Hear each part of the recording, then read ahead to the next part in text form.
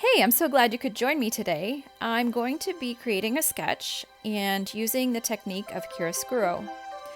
It's the play of light and shadow and something I've always been fascinated in.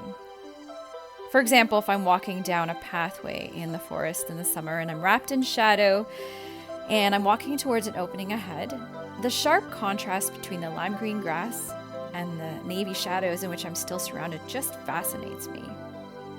And so I'm going to try that with my sketch today. Another thing that I'm reminded of is standing in an art gallery, looking at a painting of a great master, where they had used this technique, chiaro meaning bright or clear, and scuro meaning dark or obscure.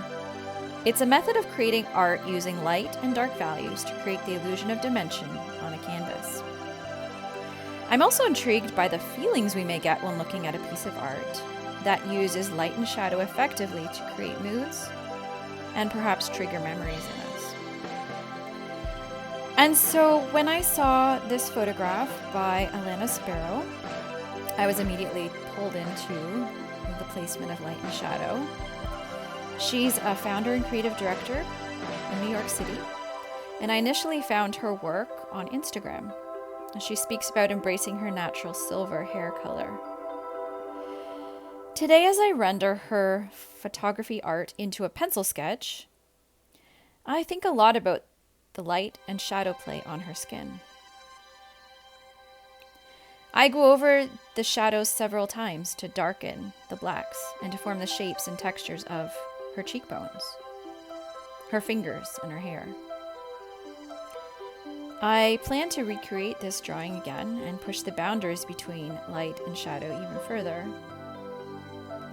I will enshroud more of the drawing in shadow and play a little more with the shapes that arise from the contrasting tones.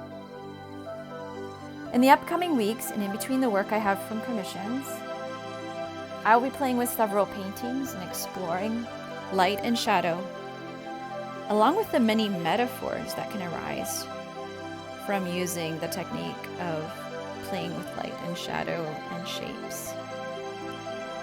These metaphors can also pertain to our growth as women and as people in general, and I like to think about that as I create my drawings and my paintings.